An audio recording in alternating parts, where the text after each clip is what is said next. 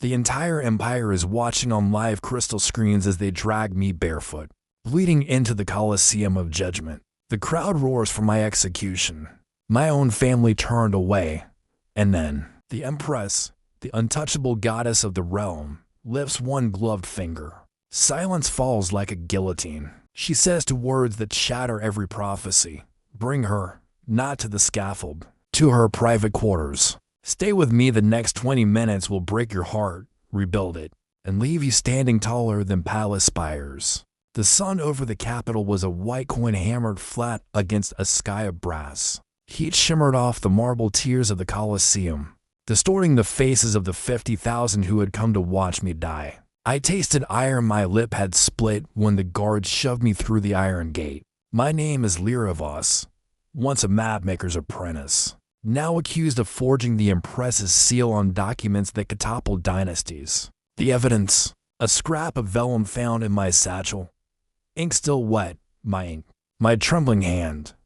I remember the hush when the High Justicar unrolled the forgery. The Imperial Eagle stared back, perfect down to the serrated feather on the left wing. Gasps rippled outward like ponderings. My mother, somewhere in the eastern stands, pressed both fists to her mouth. My little brother, Tully, only 10, tried to climb the barrier until a spear cracked across his knuckles. I saw the blood bead on his skin the same moment the Justicar pronounced sentence. Death by the crimson sands.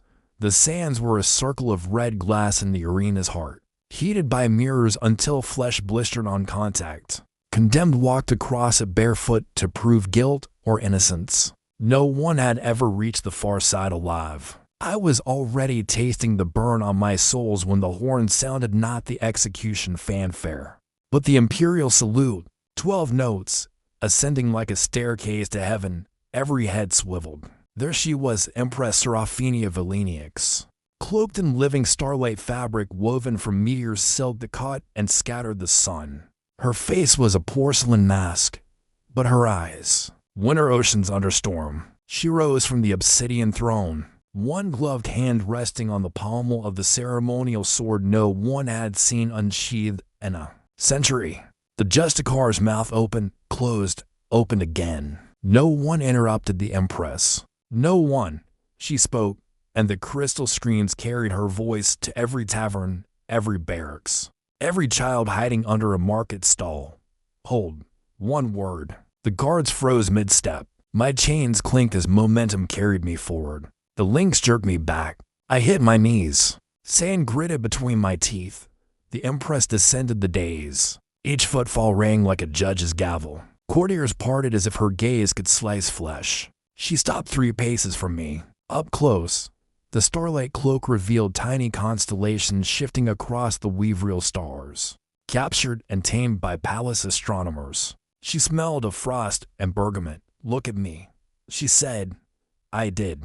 My reflection trembled in her irises, a girl with storm-tangled hair, bruises blooming like dark roses along my collarbone. I expected contempt. Instead, something unreadable flickered across her face, recognition, maybe, or hunger. "Name the ink," she commanded. My throat was parchment. "Nightshade and lamblack, your radiance." 1 part squid, 3 parts soot, a drop of my own. I swallowed. My own blood to bind it. A murmur swept the stands. Lead ink was forbidden outside the imperial scriptorium. The Justicar sees the opening. Proof of guilt. She admits. The Empress raised the fingers. Silence crashed down again. She crouched, actually crouched so our eyes were level. The cloak pulled around her like spilled galaxies. "You crossed the sands once before," she said softly. Not a question. I blinked. When I was 7, mapping the glassblower's quarter. I didn't know it was the execution circle until the guards chased me out. A ghost of a smile. "And you kept the burn scar on your left heel." How could she know? I had never shown anyone, not even Tully. She straightened. "This trial is adjourned. The mapmaker comes with me." The Justicar sputtered. Protocol bends when I bend it." Her voice cut like glacier ice. Then, to me, "Can you walk?" My legs were water. "I'll crawl if I must." She offered her hand. The glove was kid leather, cool as moonlight. I took it. The crowd erupted, some in outrage, some in awe. My mother screamed soared above the din, half joy, half terror. Tully was crying so hard his whole body shook. As the Empress led me past the sands, I felt the heat kiss my bare ankles. One step, two. The glass glowed angry crimson, waiting. I thought, if she lets go, I burn. She didn't. Her grip was iron wrapped in silk.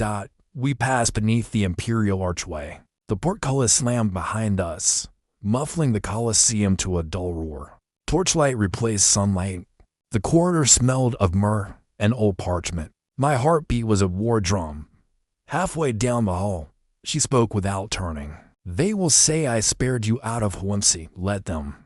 Truth is a sharper blade, and I intend to wield it. I found my voice. Why me? She paused at a door of black iron bound with silver runes. Because someone forged my seal so perfectly, even my own scribes were fooled. That takes genius, or desperation.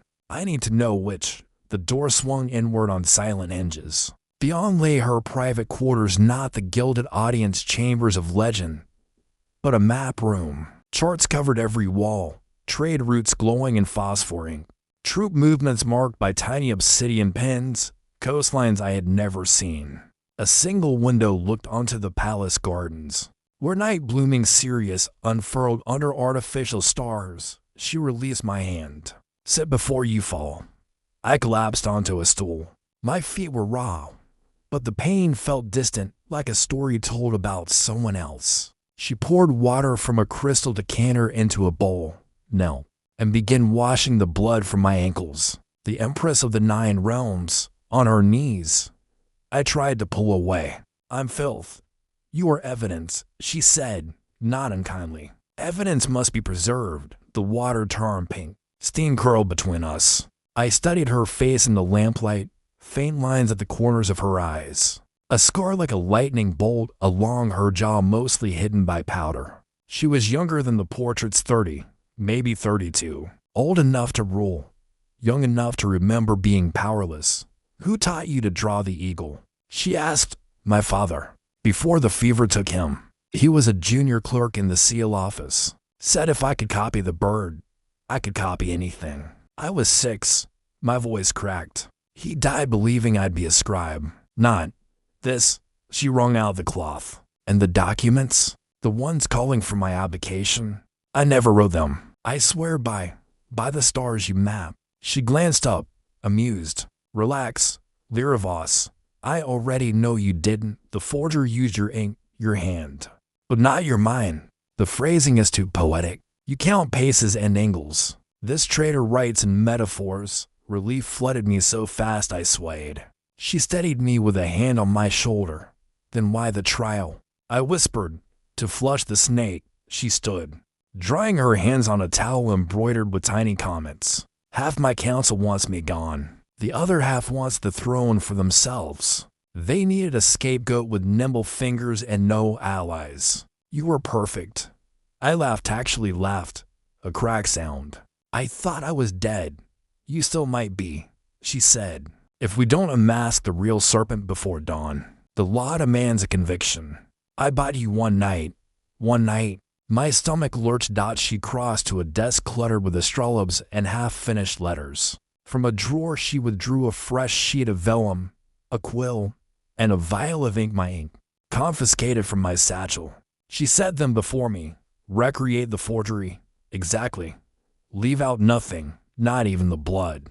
I stared. You want me to incriminate myself. I want you to incriminate them. The flaw is in the metaphor. Find it, fix it. Make it sing so loudly the traitor cannot resist claiming credit.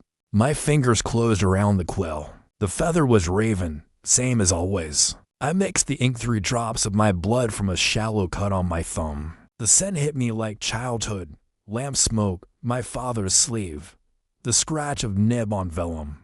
Hours bled away. Outside, the palace bells tolled midnight. 1, 2. The Empress worked beside me, annotating troop movements, her profile sharp against the lamplight. Occasionally she hummed a lullaby my mother used to sing. I caught myself staring and looked away.